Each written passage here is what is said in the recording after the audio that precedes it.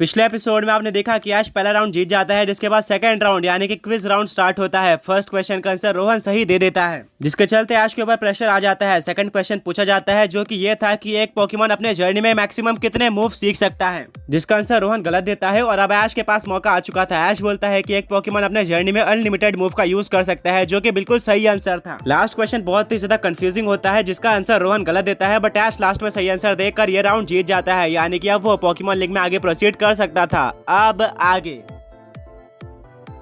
ऐश third round में नहीं जाने वाला था। ऐश बहुत ज्यादा खुश हो जाता है। रोहन और ऐश हाथ मिलाते हैं। कमेंटेटर बोलता है कि रोहन ने अपने फर्स्ट मैच के अंदर अपने अपोनेंट को सिर्फ और सिर्फ एक ही पोकेमॉन का यूज करके डिफीट कर दिया था। फिर वो सेकंड क्विज राउंड भी इजीली जीत जाता है और आगे प्रोसीड कर जाता है, यानी कि ये मैच थर्ड राउंड में नहीं गया था।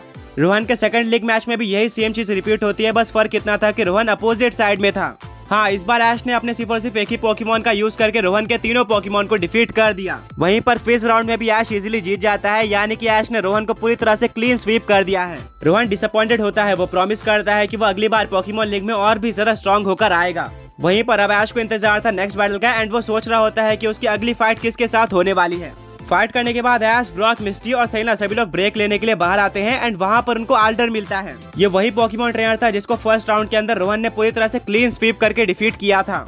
वो बोलता है कि ऐश, मैं तुम्हारी और रोहन की बैटल देख रहा था। मुझे डर था कि कहीं वो मेरे तरह तुम्हें भी क्लीन स्वीप ना कर दे, पर पता चलता है कि मैं फालतू में ही डर रहा था। इस बैटल को देखकर मैं तुम्हारा फैन बन चुका हूँ। तुम एक बहुत ही ज्यादा ऑसम पोकेमॉन ट्रेनर हो। रोहन तो तुम्हारे आसपास भी नहीं आ पाया था। ऐश एक स्माइल देता है और बोलता है कि नहीं, ऐसी कोई बात नहीं है। रोहन भी एक काफी स्ट्रॉन्ग पोकेमॉन ट्रेनर है, बस उसने बैटल्स में कुछ गलती कर दी थी और सही टाइम पर फैसला नहीं लिया, वरना वो मुझे अच्छी टक्कर दे सकता था। हमें किसी भी पोकेमॉन ट्रेनर को अंडर एस्टिमेट नहीं करना चाहिए। आल्डर बोलता है कि हाँ ऐश, तुमने बिल्कुल सही कहा।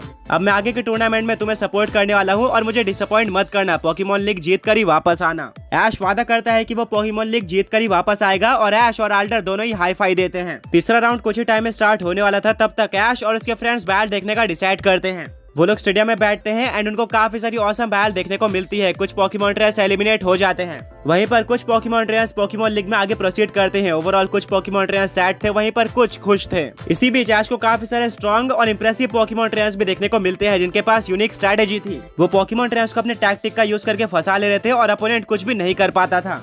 ऐश बोलता है कि ऐसे पोकेमॉन ट्रेनर से फाइट करके बहुत ज्यादा मजा आने वाला है। मुझे काफी सारी नई चीजें जानने को मिलेगी। ब्रॉक बोलता है कि हाँ, नॉर्मली किसी और पोकेमॉन लीग में तुम्हें इतने हाई लेवल पोकेमॉन ट्रेनर्स नहीं देखने को मिलते हैं।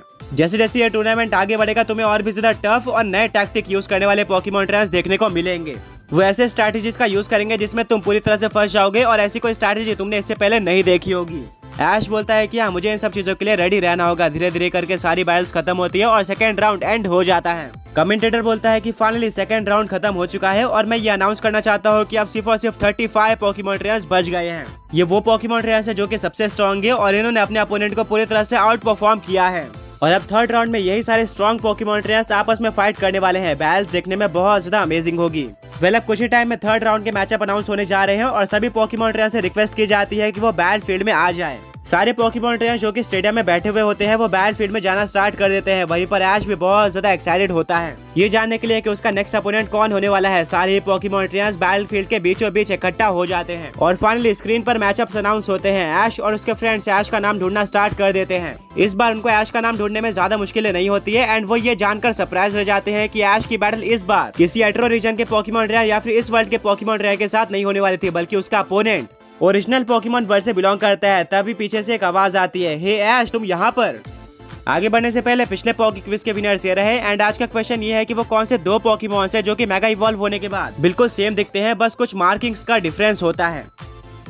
ऐश पीछे मुड़कर देखता है। वो पोकेमॉन ट्रेनर और कोई नहीं बल्कि स्टीवन था, यानी कि होइन रीजन का पोकेमॉन चैंपियन। ऐश उसको देखकर पूरी तरह से शॉक रह जाता है और बोलता है कि तुम यहाँ पर कैसे आए। स्टीवन बोलता है कि शायद तुम्हें याद नहीं होगा, बट मैं उन कुछ पोकेमॉन ट्रेनर में से एक हूँ जिनको सिंथिया ने तुम्हारी हेल्प करने के लिए यहाँ पर लाया था, बट अनफॉर्चुनेटली मैं तुमसे नहीं मिल पाता और अब मैं तुम्हारा अपोनेंट हूँ। ऐश बोलता है, वाह, फाइनली मुझे एक सिमिलर पोकेमॉन ट्रेनर से बैटल करने मिलने वाली है जो कि हमारे वर्ल्ड के पोकेमॉन्स यूज करेगा। मैं बैटल करने के लिए बहुत ही ज्यादा एक्साइटेड हूँ। स्टीवन बोलता है कि हाँ, मैं भी। ब्रॉक बोलता है कि स्टीवन, तुम्हारा यहाँ पर एक्सपीरियंस कैसा रहा? पोकेमॉन लीग के ट्रेनर्स तुम्हें कैसे लगे? स्टीवन बोलता है कि वेल, यहाँ के पोकेमॉन ट्रेनर्स बहुत ही ज्यादा टफ हैं।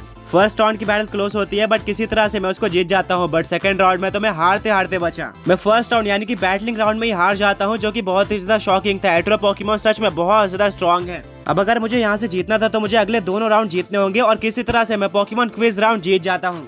फिर पोकेमॉन कैचिंग राउंड में मैं और मेटाग्रॉस अपना पूरा एफर्ट देते हैं और फाइनली मैं ये जीत जाता हूँ। मैंने बिल्कुल भी एक्सपेक्ट नहीं किया था कि मैं सेकंड राउंड जीत पाऊंगा, बट हाँ अब मैं यहाँ पर हूँ, यानी कि थर्ड राउंड में आ चुका हूँ। ऐश बोलता है वाओ लकीली तुम जीत गए, वरना हमारी बैटल नहीं हो पाते। स्टीवन बोलता है कि हाँ तुमने बिल्कुल सही कहा। अनाउंसर बोलता है कि ट्रेनर्स आपने अपना मैचअप देख लिया होगा, बट हाँ यहाँ पर एक ट्विस्ट होने वाला है। ऐश और स्टीवन कंफ्यूज हो जाते हैं। वो बोलते हैं कि अब कैसा ट्विस्ट। कमेंटेटर बोलता है कि थर्ड राउंड में सिर्फ और सिर्फ एक ही राउंड होने वाला है, जो कि पोकेमॉन बैटलिंग राउंड होगा। यहाँ पर दोनों ही पोकेमॉन ट्रेनर 6 पोकेमॉन का यूज कर सकते हैं। सिर्फ और सिर्फ इस राउंड के लिए पोकेमॉन क्विज और पोकेमॉन कैचिंग राउंड को रिमूव कर दिया गया है, यानी कि अब ये राउंड पूरी तरह से बैट्स पे डिपेंड करने वाला है, ताकि वो पोकेमॉन ट्रेनर्स जो कि बैटलिंग में अच्छे नहीं है वो एलिमिनेट हो जाए। सारे पोकेमॉन ट्रेनर शॉक रह जाते हैं कि अचानक से आखिर क्यों रूल्स को चेंज कर दिया गया है। ब्रॉक बोलता है कि शायद ऐसा इसलिए किया गया है क्योंकि ऑफिशियल चाहते हैं कि एट्रोलिक की डिफिकल्टी और भी ज्यादा इंक्रीज हो। देखते हैं कि अब पोकेमॉन ट्रेनर्स किस तरह से परफॉर्म करते हैं। अब ऐश को अपने 6 पोकेमॉन्स को प्रिपेयर करना होगा।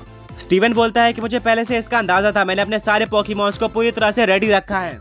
फर्स्ट फाइट के अंदर मैंने जिन 3 पोकेमॉन्स का बैटल में यूज किया था, मैं उनको सेकंड राउंड में यूज नहीं करता हूं और नए पोकेमॉन्स को मौका देता हूं, ताकि उनकी भी ट्रेनिंग हो जाए और वो पूरी तरह से प्रिपेयर्ड रहे इसी तरह के मूवमेंट के लिए। ऐश बोलता है अमेजिंग, बट अभी भी मेरे कुछ ऐसे पोकेमॉन है जिन्होंने एट्रो लीग में बैटल ही नहीं करी है, मुझे इनको प्रिपेयर्ड रखना होगा। स्टीवन बोलता है कि हाँ तुम्हें ट्रेनिंग करनी चाहिए और अब मेरा भी टाइम हो चुका है ट्रेनिंग करने का। मैं तुमसे डायरेक्ट बैटल के टाइम पे मिलता हूँ। ऐश और स्टीवन हाथ मिलाते हैं और इसके बाद ऐश अपनी ट्रेनिंग स्टार्ट कर देता है। ऐश अपने नए पोकेमॉन जैसे कि ड्रैकोनोस और एल्किंगलर को भी ट्रेनिंग देता है, ताकि वो इस बैटल के लिए रेडी रहे। बट उसके मन में एक क्वेश्चन था, क्या एल्किंगलर स्टीवन के सामने अच्छे से फाइट कर पाएगा, क्योंकि जब ऐश ने फर्स्ट फाइट के अंदर एल्किंगलर को यूज किया था तो अपोनेंट ने उसको पूरी तरह से डोमिनेट किया था।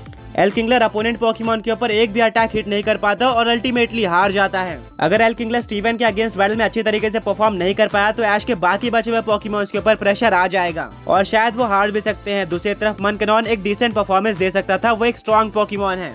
ऐश अपने ड्रैकोनोस के पोकेबॉल को निकालता है, जो कि पूरी तरह से सील था, बट उसको अभी भी याद था कि वो ड्रैकोनोस को मौका आने पर एक फाइट में यूज कर सकता है। बट क्या वो फाइट स्टीवन के अगेंस्ट होने वाली थी या फिर ऐश जल्दी कर रहा था? तभी वहाँ पर ऐश के फ्रेंड्स आ जाते हैं और बोलते हैं कि ऐश तुमने ड्रैकोनोस का पोकेबॉल क्यों बाहर निकाला है?